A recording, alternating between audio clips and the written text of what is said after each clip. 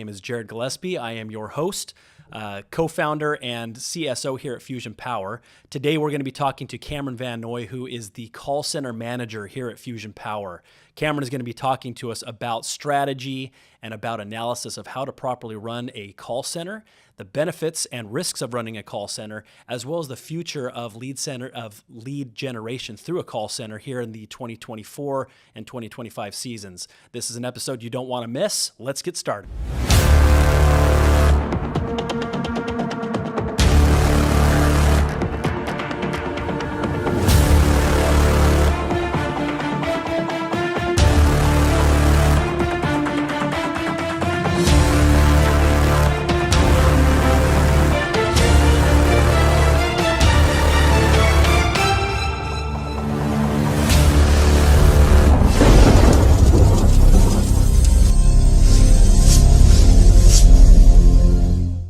Cam, thanks for coming on the show today. Thanks for having me. Appreciate you being here. You just hit your, fourth year with Fusion Power? Yeah, 4.5 years now. 4.5? Yeah. That's been a fast tenure. Yeah, it is. It's that solar coaster, fast and slow. Sometimes it seems like it's just happened, and sometimes it seems like it's a lifetime. You look back over the 4 years, how would you describe your tenure here? I mean, you've done a few different roles here, and now you're running our call center and having just a knockout first quarter here. Had an incredible year last year. Tell me about your experience over the last 4 years. Yeah, so moved over from merchant services. I was running a call center for a long time. It was a little bit of a shift going into solar, the door-to-door side of it. But I think it was really good to get an understanding for what our guys do in the field. Did that for about 6 months and then started closing deals in the home. It was good. Again, teaches you what you need to know, and then finally transitioned into my bread and butter, what I love to do, which is manage a call center, work with people, train people, hire people. It's been fun, but I finally feel like I'm able to do what I'm passionate about, and the numbers have proven it. You kill it. You're doing just an amazing job. You're a great leader for those people, and not just at work, but just who you are. I mean, we've had a lot of conversations, and I know the struggles that a lot of your employees have had that you've personally helped them with, and so I appreciate that, and I honor you for just the dedication that you have to your people. I appreciate it. You're an incredible leader. And then you juggle all of that with the fact that you live halfway to Wickenburg. 3/4. Right? You're going back and forth between work, but then you juggle that and have an incredible family as well. Great dad. I know your girls are just killing it in their different things. How do you have that balance, that work-life balance of making sure that you're there as a dad and as a husband and still be able to perform the way you do at work? I think that's the benefit of the call center, right? As a sales rep, I think work-life balance, you try to find it, but you're always running deals, right? 4, 5, 6, 7, 8 o'clock at night. With the call center and with what we do, I put when I'm here, my focus is here. Right, building my team, working with my people, working with the things that they're struggling with personally as well as business. And then when I get home, I turn it off and I have my time with my family and the sports and what we do until they go to bed. And then I turn it back on and I do what I have to do to run the numbers and make sure that everything is up to speed here. So it's fun. I enjoy what I do, and it just makes it easy. And my family's integrated into Fusion. We're a part of it. They love it. They're passionate about what we do. I talk about the numbers with them, and it excites them as much as it does me. It's awesome. Well, you certainly exemplify the core values of family first and add value and tenacious grit for sure. So thank you for that. So I want to have you give you a little bit of a chance just to kind of do a little bit of bragging here. Okay, as you look at, and we all know the numbers and stuff like that, tell us about the call center's contribution to Fusion Power's success over, even from the beginning, even maybe before the guys that ran it before you, but particularly what you've been able to do in the last little while. Yeah, so I took over the call center end of 2021, so I kind of look at it from there. What have we grown? How have we grown? Did we grow? And the answer is yes, right, in each of those. So from 2021 to 2022, we had about a 30% growth in overall business. 2022 to 2023, we had about 27% growth. This year, we're trending about 19 to 22%. But year over year from 2021 to 2024, we're up a little over 215% from where it was at that time. Yeah. It's incredible. And we've made a lot of adjustments. We've made significant investment into the call center to make sure that you have the resources that you need, and you've done a phenomenal job developing those systems.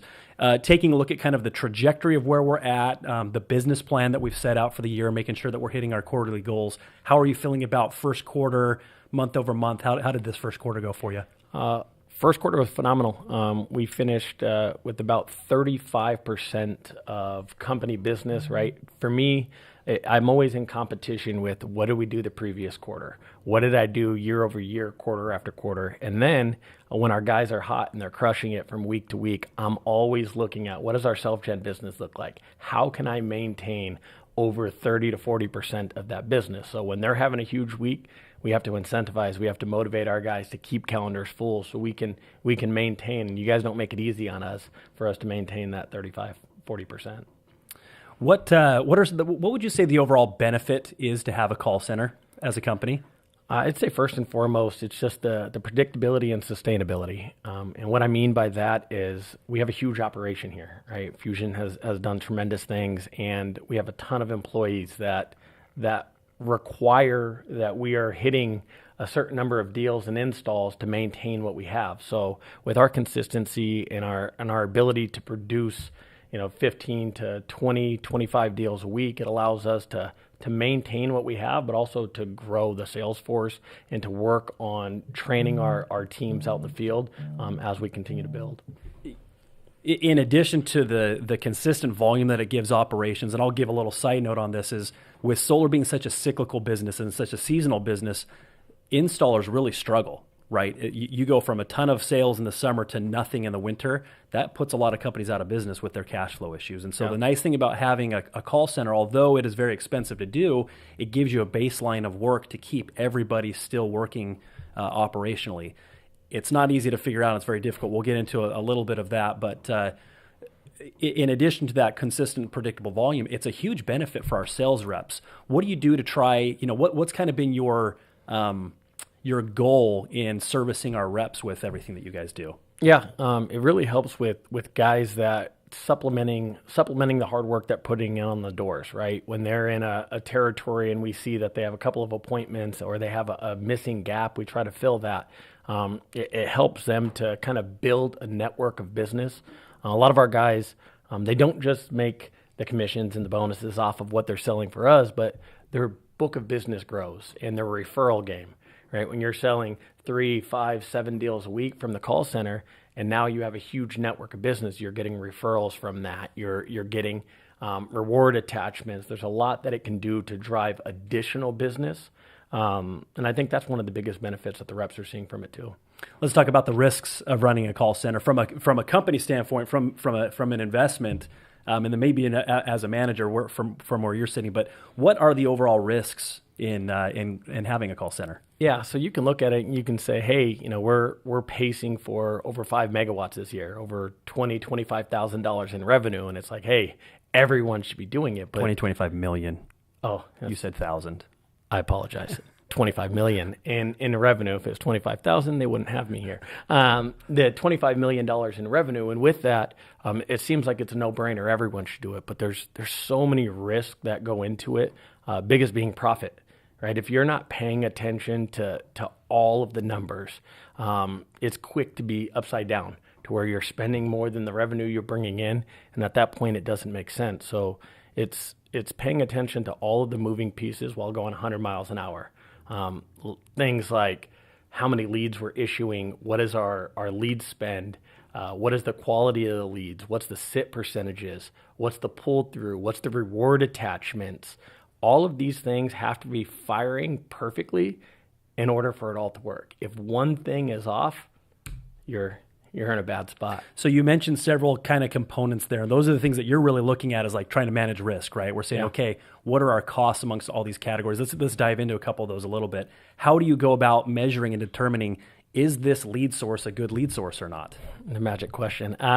It's looking at what am I spending? How many leads is that producing? Of those leads that it's producing, what is actually sitting? What is closing? What is installing? Now you take that total cost by the amount of volume that's installed, and it gives you that number.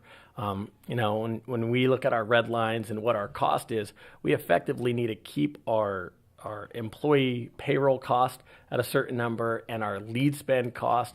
And as soon as you see something's off, there's red flags, and you have to make quick adjustments, right?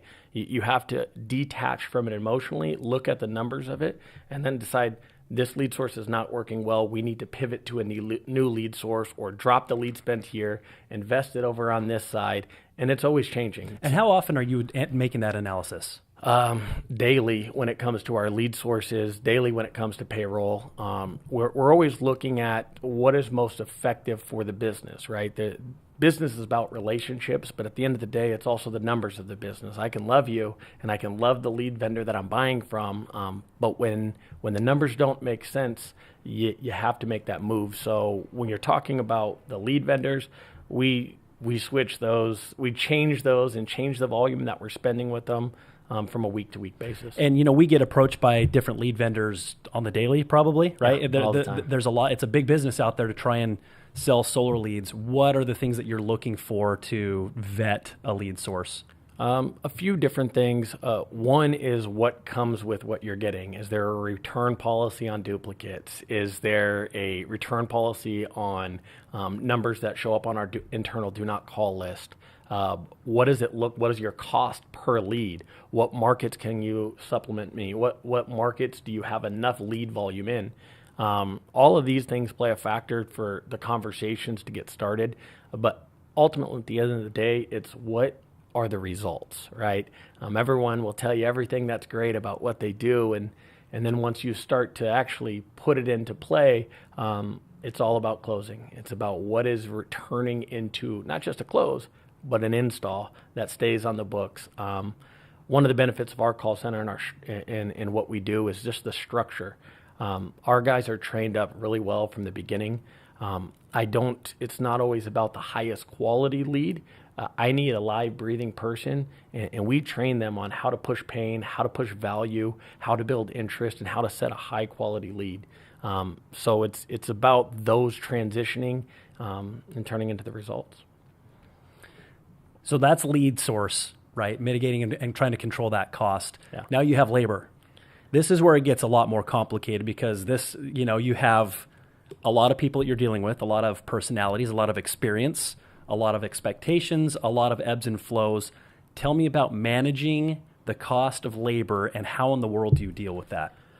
Yeah, that's the fun of the game, especially in our room, because I'm a big believer, and I'd rather pay my people than I would pay for the leads. So getting the cheaper leads, right? Cheaper. When you're talking about the cost of buying a lead, you then are spending more on the labor. So I always say this, the resume gets you to the table. It's what you do from there that brings you on board. So we're looking, when we're hiring, we're looking at attitude, we're looking at energy, we're looking at their tone, their confidence. That gets you the job. And then from there, we're looking at what are you doing in the first few weeks, right? So we're looking at weeks one through 2. You have to set at least 3 appointments. Of those 3 appointments, at least one has to sit. If one of those don't sit, we have to move on. From there, we look at it again at 4 weeks, right? After 4 weeks, you should have 10 appointments that have sat. You should have at least a deal from there. If not, it doesn't make sense for us from a business standpoint. And quite frankly, it doesn't make sense for the setter, because they're not going to be making the money they want. So we're looking at these. It seems really cutthroat when we're doing so, but it has to be. And if you're not, you find yourself really upside down in your labor cost, and your CPAs look good, but then your labor cost is super high, and it just doesn't make sense. Tell me some of those metrics that you're looking at. You said, initially as they're starting out, we're looking to make sure that they're at least setting appointments, right? Because that's number one. If you can't set an appointment, you're not going to get a deal closed. What are some of those other metrics that you're looking for beyond the setting of appointments to say, okay, this person is somebody we need to stay on the team, or somebody that we need to have move on? Yeah. So for me, I'm militant when it comes to attendance. So showing up and being here and being punctual, that's one thing I'm looking at. But from the metric side of the leads, how many leads are you setting? That's probably the most important. And then from there, how many of those are getting through confirmation and dispatch? How many are being issued to our team? And then of those, how many are sitting? Are you actually meeting with? And that's number one, right? Because you know, as a lead setter, I can't control if you close the deal. Correct. But if I can get enough, good pitches for you, you have enough good looks, you're gonna crank a couple. Yeah, and what I'm looking at in those metrics from our room is I want you to be able to set. If you set 10 appointments, 8 of those should hit the field. Right? You're gonna have a 20% that are canceling on confirmation or need to be rescheduled. Of those 80% that hit the field, you should have a 50 to 60% sit rate. That means that they're there, they have a high utility bill, the spouse is there, the credit's there, a high qualified lead. Any of those missing, it turns into what I see as a non-qualified lead. From that 50 to 60%, we typically see anywhere from 35 to 50% close ratios. Top guys close at 60, 70, 80%, and our lower tier guys are closing at 20, 30, 40%. And then, so those are the numbers that we look for it to make sense. Which is the other side of the coin for you. You've got this, okay, I need to recruit, develop, train, keep my guys accountable, balance the lead sources, and keep that cost down, at least of getting appointments sat. But now I have the whole other side of these appointments need to get closed. Well, number one, the appointment needs to get set, but I need to make sure that they get sat.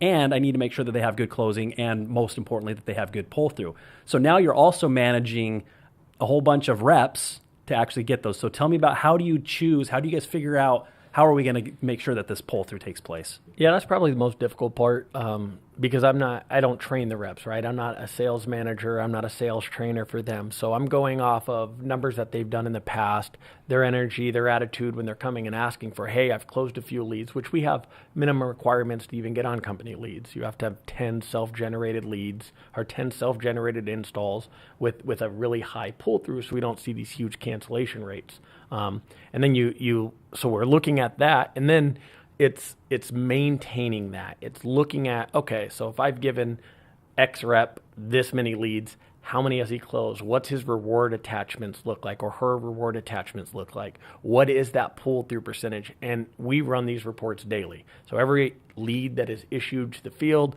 our reps put notes in. They give us an explanation of what happened with the lead.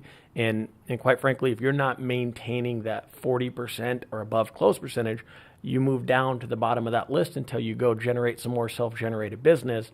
We also have guys that consistently stay above, and they sell really, really well, really lucrative deals for us and lucrative deals for themselves. And they have reward attachments on all deals. We have quick installs. And that's what makes it fun when you're able to see a guy push 3, 5, 7 deals a week, and they don't say no to any lead. They take every lead that they can, and they close at a high percentage. Those are the guys who we start to really feed and help them while we're supplementing the other guys' calendars. So let's talk a little bit about policy. So let's say we have everything dialed in, right? We've got a good labor cost, we've got a good lead generation, we have a good sitting ratio, and we even have a good closing ratio. It all doesn't matter if these jobs don't get to install. So what are some of the things that you have focused on, or maybe some adjustments that you've made over the last several months to try and improve our overall pull-through? And again, a lot of this is completely out of your hands, but every little millimeter that we can try to control is going to be helpful. What have you tried there? I think the biggest thing is just setting the expectation in the very beginning with the sales rep, right? Talking to them about, know that when company leads with what our red line is, sell it to where it makes sense for the customer, but you can still obviously feed your family. I think that's huge. Second from there is the reward attachments. When you're attaching one of our rewards that we do, our AeroSeal, our insulation, our HVAC chip, we get these installed quickly. What does that do? It makes the job stickier. When the job's stickier, customers happier, they're already seeing a reduction in their energy cost before we even install solar. So making sure that all of our reps understand why it's so important.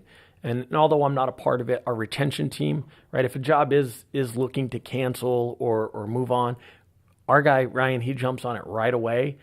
make sure that he's able to stay in communication with these guys, get them back on board, and just seeing as we do all parts of these efficiently, it's definitely helped to reduce our cancellation costs and see that pull through go up. Love it. Where do you see the call center going? Sky's really the limit. With the way our system is built and the people that we have in the room, we're crushing the solar game, right? We do really well there, but we have the ability to pivot and add, whether it's our Fusion Home Services products, right? The aero seals, as I mentioned earlier, the insulation, roofing. We're able to generate high opportunities for those as well. As soon as that gets turned on, you'll start to see huge numbers there. I'm really excited about that, right? I mean, solar is awesome. We all love it. We're all passionate about it. But having these ancillary products to include in solar packages to use with solar financing, it allows customers to have really important products that they've never been able to get before. Yeah. And it also allows additional sales channels. I mean, a whole roofing division that doesn't even have anything to do with solar. I mean, that really gives the company a pretty cool advantage and gives sales reps a really awesome and unique opportunity and allows you to build out a whole other department that just focuses on completely different products. Yeah, it's exciting, the moves and the changes that we're making. You don't get this with a lot of companies. You're usually stuck in one segment of the business, and this is what you do. But the fact that we're opening up and giving options to help homeowners in many different ways is huge. And this is going to be a major growth phase for Fusion as we continue to launch these products. Anytime you grow, it requires a lot of new process, a lot of new systems, and a lot of really, really good people. What is kind of your thoughts as you're prepping for that? What do you want to make sure that you have to ensure that we have both the growth and the proper people in place? Yeah, I think a lot of it goes back to that hiring process we talked about, right? What we're looking for in the interview process, that confidence, that tone, that energy. We build a family in that room. It's not just go do your job. Here's a script. Go figure it out. Our training process is in the beginning with our training manager. He does a great job of really getting the people up to speed quickly to know what they need to say, how they need to say it, what's happening with the utility companies, what are the benefits, what are the pitfalls that other solar companies are doing, and then the leadership within the room with our business unit leaders who are there to support our staff on a day-to-day, question-to-question, minute-to-minute basis. They're really there to help give them the proper training, allow them to listen to their own calls and self-assess. I think that is really what has helped push and prepare us for all of the moves that we've made. What I love too is that you take somebody who maybe doesn't even have a whole lot of experience. They're my favorite. They do well, and then they get promoted to one of these leadership positions. And I think that's going to be key to growth as well, is that anybody who really wants to be here long term and wants to have leadership, I mean, like you said, the sky's the limit. Yeah, and I love, I call it a blank canvas. When someone has no sales experience and they're entering the call center from an entry-level position, the benefit of that is they don't have bad habits that they've picked up somewhere else, and you get to train them on what they should do and to see their growth, to see their confidence, to see their numbers hit all-time highs. And then, as you mentioned, being able to promote and to move into new roles within all different parts of the company, right? There's a ton of people who started in our call center who work in many different divisions at Fusion, and it's because they have that grinder mentality, the no complaining, the no quit. How do we help not just the homeowners, but how do we help our sales reps hit better numbers, feed and provide for their families? And it is really cool to see that. I love it. What would you say, what advice would you give somebody that's interested in starting up a solar call center right now? Don't do it. No. Lean on us, right? We've perfected it. But if you're truly looking at building your own call center, it's a lot of hard work. There's so many moving pieces. It's like changing a tire going 100 miles an hour down the freeway. It's difficult to do, but it's possible. You have to build the team the right way. You have to have the right vehicle to do it with. It takes a lot of capital. I mean, you can attest to that. It takes a lot of money to build what we've done, but it also takes a lot of focus on all of the little things. And if you're not prepared for it, if you think it's easy just to make phone calls and you're going to get a ton of leads and it's going to be super profitable, you may be in for a rude awakening. I don't say it's not possible, but know that you're going to have to invest, and you're going to have to work on training and building and finding the right lead sources. I don't ever give anyone my lead sources. I'll give you advice, but I won't give you my sources. What are the biggest obstacles that you see coming ahead here in the 2024-2025 seasons? Although call centers are difficult to build and to scale, there's a lot of saturation. There's a ton of people calling and making false promises, and that saturation side of it has made it very difficult. The other is just some of the TCPA changes. Right? They're putting things in place that are making it really hard to even make a phone call or send a text or send a message. So those are making it really difficult on how we're going to be able to move in the future. How are we prepping for it? Well, one is just staying on top of it, knowing what they're doing. The benefit is not a lot of the changes are happening until Q1 of next year, but we're looking at bringing on our own internal marketing team. What this will do is allow us to have that one-to-one consent. It'll allow us to reach out to them, follow the guidelines, protect ourselves, and still be able to help our customers. Love it. Cam, those are all the questions I have for you. This is a wealth of knowledge from years and years of experience, and it just goes to show how lucky we are to have you at Fusion. And anybody watching this, I hope, whether you're a rep or you're in operations or a sales partner or anybody outside of the organization, I hope that you can kind of get a sense of how much thought, work, and tenacity goes into making something like this work, the talent that it requires. We're very, very blessed to have this team working so hard to do what we've been able to do, largely thanks to you, Cameron, for everything that you've done. Appreciate you being on with us today. Yeah, thanks for having me. I appreciate you guys bringing me on and allowing me to build a badass team. We appreciate everybody watching today. Keep going out there, keep working hard, help families go solar. We'll see you next time.